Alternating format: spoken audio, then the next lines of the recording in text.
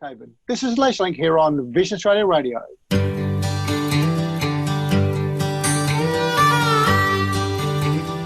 Well, a big announcement recently made by the Prime Minister regarding Indigenous health, and in fact the Closing the Gap announcement. Let's speak about it with the President of the Australian Indigenous Doctors Association, Dr. Kris Rallah-Baker. Kris, thanks much for your time. Thanks very much for having me on. Now, this seems a positive thing. I guess only the fullness of time will give us the full answer. Yeah, look, it's a very positive thing. The Coalition of Peaks is made up of around 40 peak organisations and really led by Pat Turner from NACCHO and the community-controlled sector. And it's a very positive thing. It's got a lot of perspectives that's been taken. It was a very, very well thought out process, and certainly a process that's taken a long time, but a process that's been done very, very well. You talk about a long time. I think sort of last tinkering of this, if you like, was 2008 with Kevin Rudd as Prime Minister? Yeah, the original Close the Gap process was around 2008, and it had varied success. Like any sort of program, there were criticisms of the program, and one of the criticisms was that self-determination wasn't front and centre as a part of that process. And so this particular process has been about, first and foremost, having self-determination in the middle of the discussions and having Indigenous peoples forge the way forwards. And along those lines, I believe there's been very wide consultation. Is there something like over 4,000 people have maybe had a sort of a hand in this or a say in this? Absolutely. It's been an extremely broad-based process. And that's not just 4,000, top-level people in departments making decisions. It's been a really grassroots process for each of the organisations who have been involved. And so it's a well-rounded perspective from really right across the country, and all sectors have been involved. So there's something like about 16 different sort of features of this, or 16 different aspects of this? Yeah, there are. It's absolutely comprehensive. There have been, as always, there's been some criticism from some circles, why isn't X, Y, Z included? But in terms of its approach and its original goals, it certainly achieved what we wanted. And going forward, it'll give us a very, very strong base to actually address the issues afflicting Aboriginal and Torres Strait Islander peoples in this country. So I guess from AIDA's point of view, the Australian Indigenous Doctors Association, you're mainly concerned about the health, but I guess health can encompass all sorts of aspects. Obviously mental health, physical health, the longevity, deaths at birth, deaths in custody. I mean, there's so many different aspects.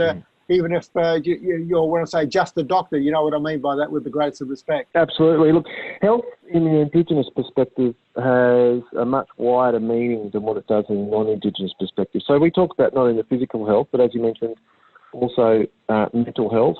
There's social health as a part of that, so where you sit in the community and the overall health of that community, as well as the spiritual health and the health of the whole people. And AIDA has always, as an Indigenous organisation, had that understanding and that philosophy around health at its core. So, as we say, we are Indigenous Western trained doctors, but we've been so much more because of that Indigenous perspective around health. And it does extend beyond the nuts and bolts of Western medicine. It extends across the community responsibility. It extends across to looking after our communities. It extends across to advocating for addressing the issues that were brought up 29 years ago in the Death in Custody Royal Commission. So it's very broad-based. It's a very, very... Sorry, this is someone... It's very broad-based. It's a very wide approach to the understanding of health and wellbeing of people. One of the things that often is criticised, if you like, in general health is those people in the country. I mean, Australia's very city-centric or metropolitan-centric country. A high percentage of the population is in the city, and I guess as far as people from an Indigenous background goes, again, many of them don't live in the city, or in the metropolitan area, so a bit easy to be overlooked, if you like. Yeah, you're absolutely right. The Indigenous community is an interesting community. We have a lot of very small communities and outstations and people living extremely remotely, scattered right across the continent. And we also have a reasonable number of people who live in metropolitan areas. And balancing the requirements of each of those communities across the whole nation can at times be tricky because of the different issues impacting on those different populations.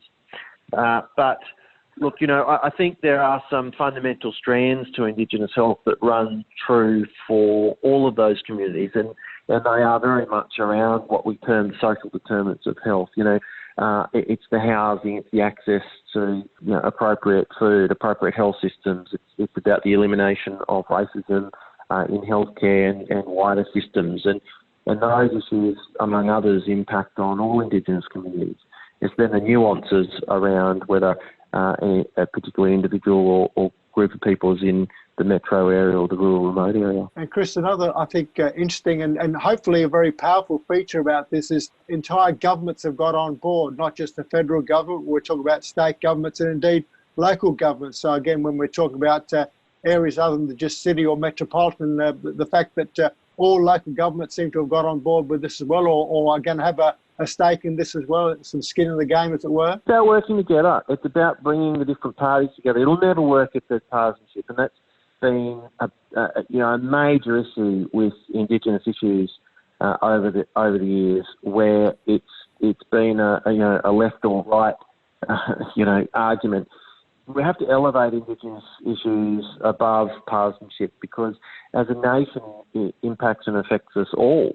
The fact that Aboriginal and Torres Strait Islander peoples have our health stats, the fact that we have the imprisonment rate, but that affects us all as a country and as a nation and our position in the world. And this is an important step towards engaging peoples from across the political divide and from across different levels of government so that we can actually get on with the job of improving the health and well-being of Aboriginal and Torres Strait Islander Australians. And just judging by your media release a few days ago, you feel that has happened. Everyone, if you like, is bought into this. So, there's a bit of commonality, there's a bit of unison about, the hymn sheet that we're all singing from. Yeah, exactly. And I have to say a lot of that is due to the amazing leadership of Pat Turner and Nacho and the heads of the peak organisations who have worked tirelessly understanding the fact that we all have to work together to address these issues and that by squabbling and arguing about how to do something